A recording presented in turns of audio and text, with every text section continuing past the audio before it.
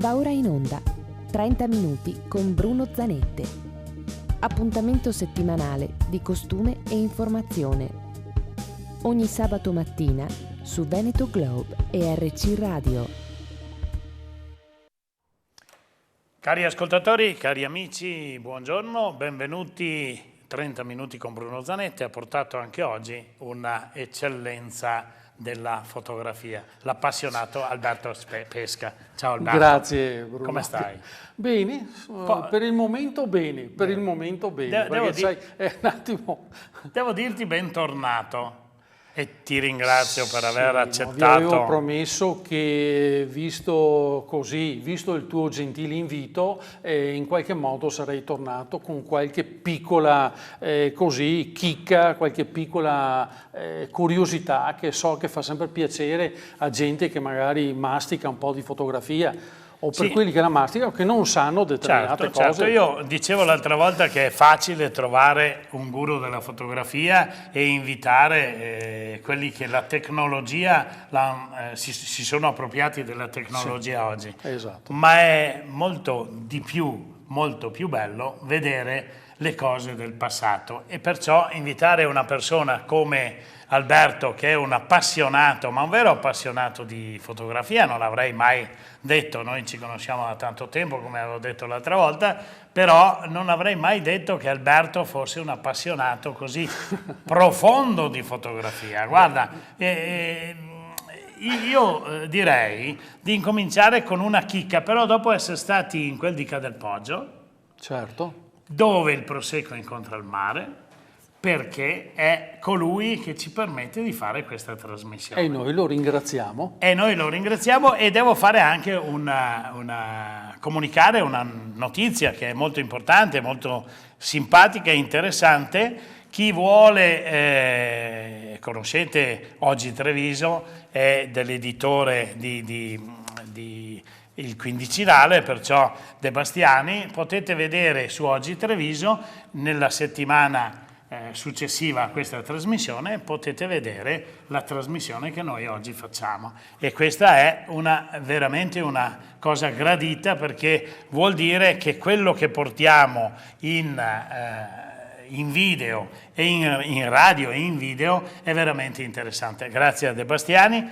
Oggi Treviso potete andare a visitare anche le trasmissioni che facciamo noi. Alberto, molto bene. Tu hai io ho l'onore di averti qui con me. Noi siamo stati in quel di Cadelpoggio, dove il Prosecco incontra il mare, che mi ha sollecitato a fare la seconda trasmissione con te. Io ringrazio Alberto, il mio omonimo, lo ringrazio e mi fa molto piacere. Allora, vuoi che partiamo dall'attuale, cioè da apparecchi che saranno senz'altro attuali, perché vedo questo è un nuovo apparecchio, no? Questo è un nuovo apparecchio. Ecco, questo per esempio, agganciandomi al discorso che ho fatto sull'ultima trasmissione, che parlavo se per caso trovate a casa, in casa disabitata, in cantina, trovate degli oggetti, guardateli bene, perché anche se sembrano nuovi, sono di parecchi anni fa. Se voi osservate questo obiettivo, voi direte, ma è nuovo di fabbrica? Io potrei anche dirvi di sì, perché sembra nuovo di fabbrica. Se io vi dico che questo obiettivo è stato dato dalla Iena Carzeis, ma scusa, dell'anno scorso, 2 anni fa? Sì. Diciamo che nel lontano 1936, alle Olimpiadi di Monaco... Non c'ero, eh? Non c'ero. No, per carità, non c'ero ancora. Scusate, neanche te. Le Olimpiadi di Berlino, mi scusate, le Olimpiadi di Berlino c'ero.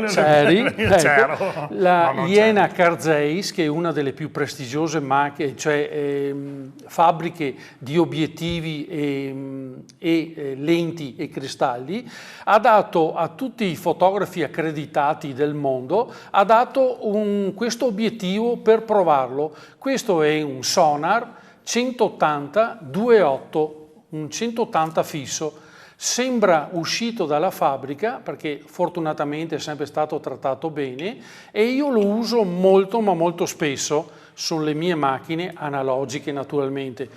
Questo è a vite. Io ho preso Ecco, fallo vedere perché è veramente qualcosa di sì, è una straordinario, cosa veramente eccezionale, sembra uscito dalla fabbrica. Ecco, ammettendoci un semplice anello adattatore che lo si può trovare ovunque. Ecco, lo si può trovare ovunque, lo si può adattare a qualsiasi macchina. Ecco, tienilo lì fermo così perché così ricordo ai miei ascoltatori, ai nostri ascoltatori che possono seguirci in radio ma vederci anche in TV perché Veneto Globo è la piattaforma che trasmette sul web e perciò basta digitare Veneto Globo, scaricare l'app e ci vedete in qualsiasi momento, in diretta come oggi o in qualsiasi momento poi lo potete rivedere.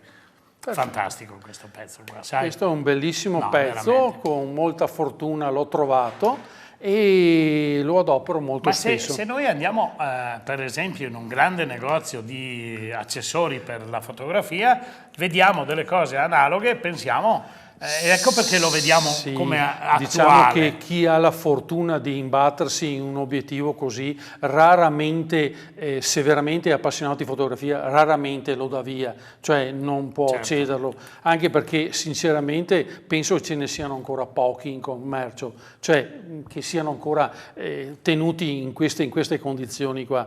Ecco, quindi...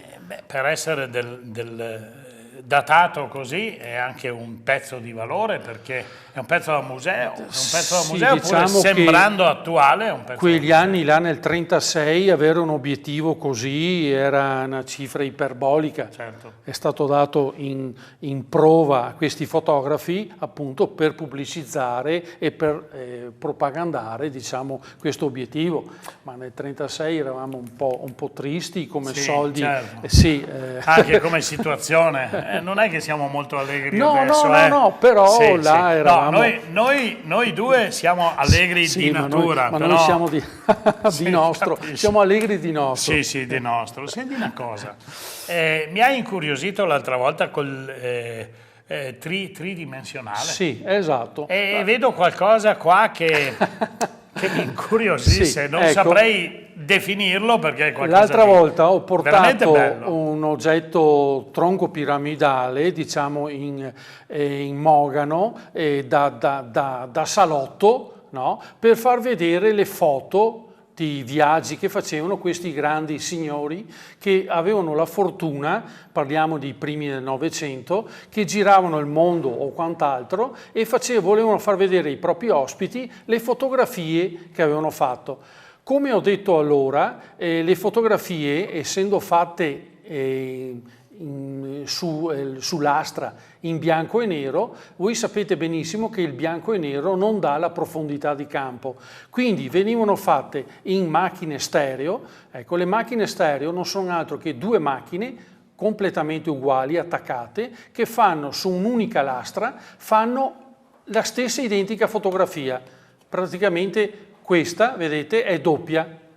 Ecco, se io questa fotografia qua la metto su questo supporto e avvicino o allontano in base alle diotrie che ho, io vedo la profondità di campo. Queste due persone sedute sul muretto a un certo punto, aspetta che mettiamo qua, ecco, a un certo punto sono in primo piano e tutto il resto in secondo. Dà la sensazione di avere la profondità di campo. La profondità di campo. Non contento di questo, che qua già avere uno di questi per quegli anni bisognava avere parecchi soldi, ecco, sono riuscito a recuperare anche un proiettore, un pseudo proiettore uguale a questo, però da viaggio. Questo è praticamente come un portasigarette, si chiude come un portasigarette, è da tasca praticamente, aprendolo, inserendo il naso da questa parte, si riesce, inclinando questo, a dare la stessa profondità di campo dell'altro oggetto. È un oggetto molto molto curioso. Questi erano gli accessori della fotografia degli anni questi siamo intorno al 1908, 1906 questo. E naturalmente noi non c'eravamo No, proprio. siamo allora, nati subito dopo. Poco dopo. Poco dopo. Ecco, qualche decina d'anni dopo, Sì, ma esatto. non importa a noi. Guarda, è veramente straordinario e curioso quello che fino adesso ci hai fatto vedere, ma penso che hai ancora, io vedo qui sopra il nostro... Ecco, avevo già portato anche l'altra volta, però quel tempo purtroppo è tiranno, 30 minuti sono pochi. Vi ho portato... se fossero senza Bruno Zanetti sarebbe l'ideale. Ecco, vi ho portato praticamente questa macchina a lastre che è stata ritenuta la macchina più sottile al mondo. Voi vedete, è larga circa 1 centimetro abbondante e voi dovete capire che questa qua ha un soffietto interno che arriva a 10 centimetri. Datata? Questa è 1906. Più o meno... Sì. Ecco, l'altra. se voi vedete una macchina del genere è dentro su 1 centimetro, quindi pensate a questo grande artigiano che è riuscito a far star dentro un soffietto con il sole di mirino, al mirino, ecco, dentro su 1 centimetro abbondante. Bellissimo. Questi sono cose che noi pensavamo di essere andati sulla Luna, di aver visto tutto, però a quegli anni là... Adesso i computer creano parecchie cose, questa qua ci voleva l'inventiva e la manualità di un artigiano, perché far stare una cosa del genere così è una cosa impressionante. Lasciamela qua che me la voglio gustare ancora un po' e voglio guardare se la regia, perché tu sei un appassionato e conosci già l'apparecchio, però se io riesco adesso a farmi inquadrare dalla regia, guardate, questo è il bello della diretta, siamo in diretta, perciò vi facciamo vedere i particolari in funzione dell'operatività della regia che arriva immediatamente. Difatti l'ho chiamato, è un pezzo che lo chiamo, adesso è arrivato. È fortunato che è arrivato. Fortunati noi che il regista che abbiamo fortunato. Guardate che pezzo, guardate che roba, guardate che... Io non lo so neanche come in quegli anni si potessero realizzare dei pezzi così tutti fatti a mano, rigorosamente fatti a mano, dai pezzi in metallo alle lenti, al diaframma, alla custodia in pelle, rivestita in pelle, veramente qualcosa di eccezionale. Io direi che era doveroso da parte nostra. I tedeschi, diciamo che in quegli anni hanno fatto cose che noi umani non riusciremo mai a capire. È vero. Cioè, pensa che la maestria sono passati più di 100 anni, sono passati più di 100 anni e dei pezzi così, veramente, guardate, io... ritengo, perché continuo a soffermarmi qui? Perché vi voglio sollecitare ad andare in video, Veneto Globe, e potete scaricare l'app e vedere direttamente, oppure Oggi Treviso. Oggi Treviso vi fa vedere questo eccezionale apparecchio. Sembrerebbe che fossimo qui per fare una televendita, ma no, invece non è vero, non è vero. Non c'è niente in vendita. Non è che tu lo vuoi vendere questo pezzo. No, assolutamente. No. Questo è un pezzo di cuore, com'è che si dice? Pezzo di cuore, come dicono i napoletani, no? Questo qua, ma sapete quanti pezzi e gore c'ha quest'uomo qui? Ma non lo diciamo perché lo sa la moglie... sì, forse è meglio di no, lasciamo stare. Allora, usciamo da questo eccezionale pezzo e andiamo a vedere un altro pezzo dopo esserci andati a prendere un bel prosecchino da Alberto di Ca del Poggio. Cosa dici, Alberto? Beh, direi proprio visto che Alberto, in questo momento Alberto, male non fa, anzi, male non fa. Ma perché io nomino volentieri Alberto? Perché è uno straordinario posto ricettivo per il nostro turismo, e è proprio in collina dove il prosecco incontra con una giornata come oggi penso che sul suo terrazzo deve essere stata una cosa meravigliosa. Peccato che oggi piove. No. Sì, la tua era una scaramanzia, ma purtroppo noi siamo qui dentro in studio, ma fuori ti posso garantire che a noi non interessa niente. Noi finito qua andiamo su da Alberto e ci facciamo fare una linguine ai frutti di mare, sgusciati, che è una cosa eccezionale. Ciao sì. Alberto, ci vediamo presto, ci vediamo fra poco. Allora, torniamo invece a noi e visto che i 30 minuti con Bruno Zanetti finiscono presto, non è che ci sia molto ancora. Sì. No, volevo farvi vedere, sempre rimanendo in Germania, perché questa è una contessa, Germania, volevo farvi vedere qualcosa invece di più moderno, insomma, diciamo che questa è degli anni 70. Io volevo dire degli anni 90. No, questa è degli anni 70. Questa per gli appassionati di 007, sicuramente se la ricordano. No, questa è una micro macchina da agenti segreti. L'ha adoperata che 007. Sean Connery, in un classico film, ha fotografato... L'originale? Beh, l'originale sarebbe un po' troppo. Ma noi lo diciamo, va bene, è uguale all'originale. Questa è quella che fotografava i documenti segreti in quel covo della Spectra. Sì. Ecco. Voi dovete capire che la macchina... Non è che sei andato anche tu lì. No. Io non conosco questo. Volevo dirvi, la macchina è interessante. Pensate che la cosa più interessante di questa macchina è questo cordoncino qua. Volevo chiederti, ma il cordoncino per appenderla, ma per metterla a fuoco, scusa? Ecco, per metterla a fuoco, questa sarebbe la sua messa a fuoco. Facciamo finta che questo sia il documento da filmare. Eccolo qua. Ecco, così lo facciamo vedere anche ai nostri telespettatori. Arriva l'agente segreto e deve fotografare questo. Quindi su questo cordoncino ci sono dei piccoli nodi, no? Che non sono stati messi a caso, sono stati messi a una determinata lunghezza, 20, 25, 30, 40 e 60 centimetri. Perché?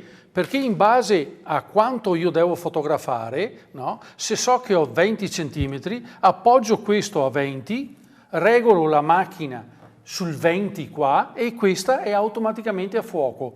Voglio ingrandire, far più grande il foglio, lo metto a 40, quindi il bottoncino giù a 40 e questa è a fuoco posizioni a 40. A 40 qui. La carico fantastico. e si scatta.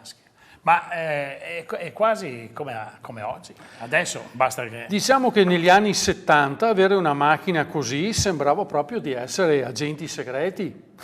Mamma mia. Beh, sono cose veramente da appassionati di fotografia. Sì. Io voglio vedere quanto riscontro avremo noi con questa trasmissione. E sai che ti dico, Alberto? Sì. Si dice non c'è 2 senza 3.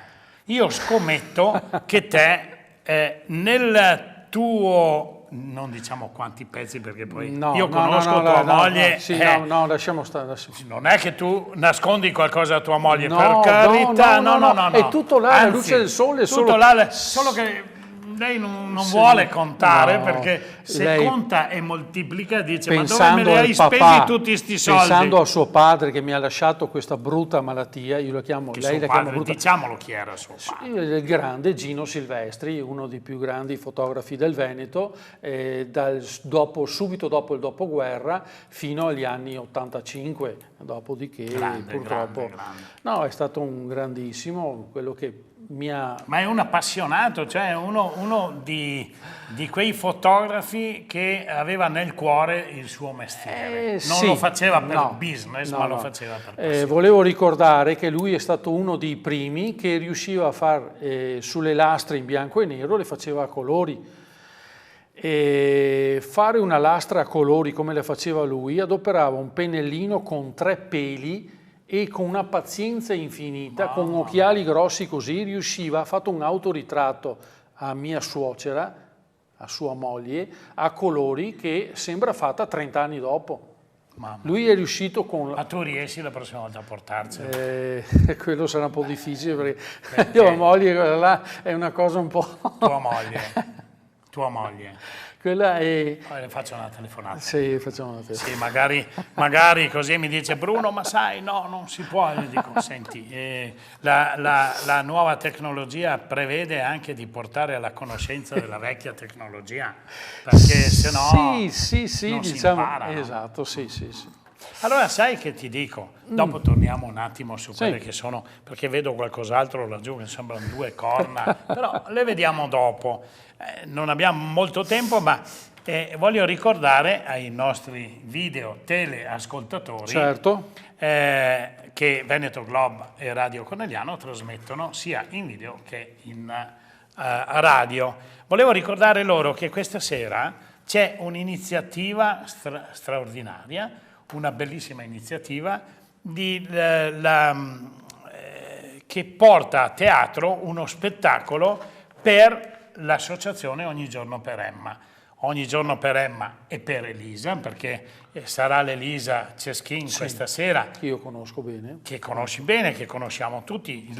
Ogni Giorno per Emma si occupa della raccolta fondi per sostenere la ricerca e per cercare di trovare una soluzione per l'atassia di Friedrich. E questa sera c'è un'iniziativa proprio al Dina Orsi, c'è la scuola di danza di Susegana, la Passion for Life, la passione per la vita, che per sostenere, per raccogliere dei fondi per questa iniziativa, per la ricerca sull'atassia di Friedrich, porta uno spettacolo, ma bellissimo, perché io l'ho visto l'anno scorso e questa sera ci sarò anch'io lì a vederlo. Venite, perché vale la pena di vedere lo spettacolo, ma vale la pena anche di sostenere questa iniziativa grande che è la raccolta per l'atassia di Friedrich.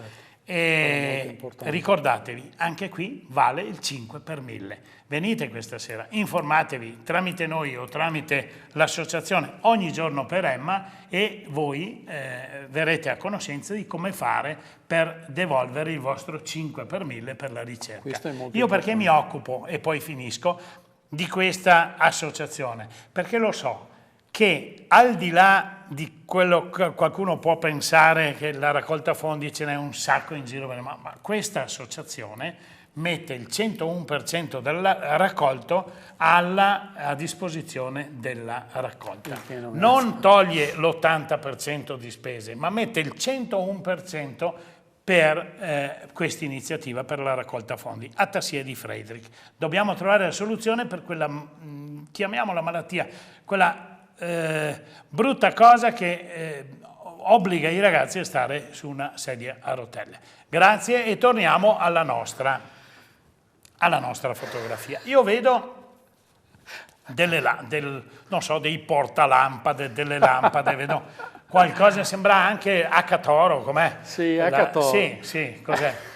Cos'è sta roba? Questo non è altro che uno studio portatile per la macrofotografia degli anni 70. Macro vuol dire grande, no? Micro, piccola, macro. Macro nel senso che ingrandisce una cosa piccola. La macrofotografia ingrandisce una cosa piccola. Quindi veniva fatto questo specie di trespolo dove la macchina fotografica veniva agganciata su questo perno centrale.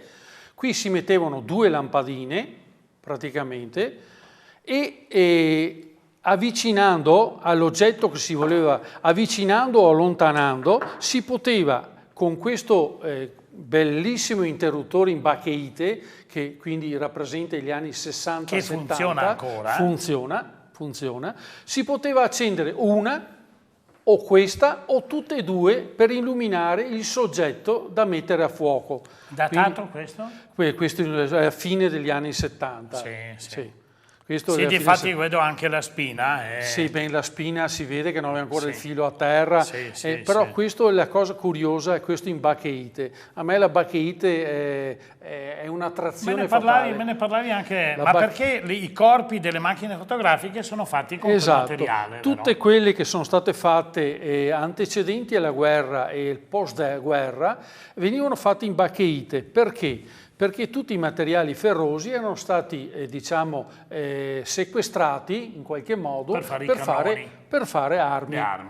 Quindi questo in un laboratorio, la bacheita è nata per sbaglio. In tanti esperimenti è nata questa specie di plastica, che si poteva stampare, quindi non formare come una macchina fotografica con innesti, si poteva stampare, quindi abbassava anche il prezzo della macchina, perché erano 2 stampi che chiudevano a scatola la macchina fotografica. Quindi questa è impermeabile, resistente gran parte agli urti, basta che non siano tanto violenti, se no si spezza, però resisteva molto bene, più quasi del materiale ferroso. Era meno dannosa della plastica di adesso. Esatto. Che va a inquinare. Qua venivano fatti phon, venivano fatti tutti i grandi oggetti, se voi ricordate foto d'epoca, vedete queste lampade, tutte in bacheite. Ecco, perfetto. Allora, questo è veramente, questo qua ci sono, sempre Germania. Diciamo che la Germania... a parte diciamo obiettivi e macchine molto importanti, anche se a mio dire c'è un'altra ditta che oltre alla Jena Karl Zeiss per me la supera di poco, ma la supera. La Kogaku, il grande maestro Kogaku giapponese, che ha fatto per 7-8 anni, ha fatto degli obiettivi a livelli astronomici. Diciamo che dopodiché, dopo i 6-7 anni, si è un po' fermato anche per l'età e tutto, però la Jena Karl Zeiss ha continuato e fa degli obiettivi eccezionali. Basta, guardate questo qua, è una cosa Alberto, veramente... ci mancano pochi minuti, 3 minuti alla fine della trasmissione. Io sono curioso, peccato mai, per quello che ti dico andiamo al... non c'è 2 senza 3. Sono curioso perché vedo ancora 2 apparecchietti lì in fondo che sono curiosi, perlomeno curiosi. Ecco, questo per esempio è una delle poche macchine, è una Comet, una mini Comet del 63, completamente italiana, perché anche gli italiani facevano macchine fotografiche. L'altro anno l'altra trasmissione vi ho portato la Ducati, che è stata il non plus ultra delle macchine. Queste erano macchine abbastanza semplicissime, in plastica. Le prime macchine fotografiche alla portata un po' di tutti. Sì, queste qua erano proprio a livello casalingo. Anche l'operaio, quant'altro, poteva per le manifestazioni, le piccole cerimonie, avere anche lui una macchina fotografica. Sì, non aveva prestazioni eccezionali perché non aveva diaframmi, non c'era aveva nulla. Il rullino da mettere dentro. Sì, ma non aveva nessun... No, ma fai bene a mostrare, oltre che alle eccellenze del passato, fai bene a mostrare anche quegli apparecchi che sono diventati alla portata della gente, del popolo, no? Vedete che sembra una radiolina. In quegli anni 70 c'erano che andavano allo stadio o per strada, si vedono questi qua con la radiolina ecco, questa assomiglia a una radiolina di quelle che si usavano. Ecco, questa è veramente qualcosa che vi fa venire in mente gli anni belli nostri.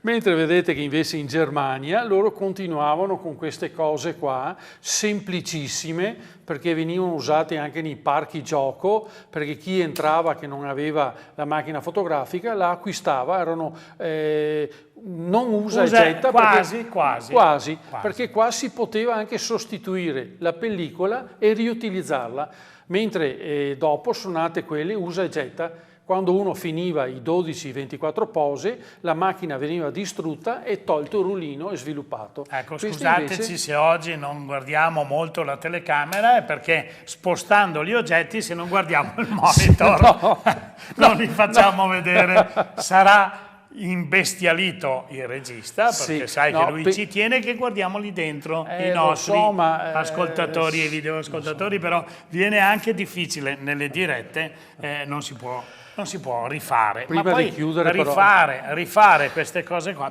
Veloce prima di chiudere, perché mi hanno detto volevo farvi vedere questa chicca sempre tedesca che veniva usata, le macchine fino agli anni 30-35 erano un po' più vicino, che vediamo, obiettivi fissi. Questo emerito genio, secondo me, ha fatto un marchingegno con una lente addizionale che veniva piegata e inserita in qualsiasi tipo di macchina per fare una specie di zoom, allontanare un po' il soggetto.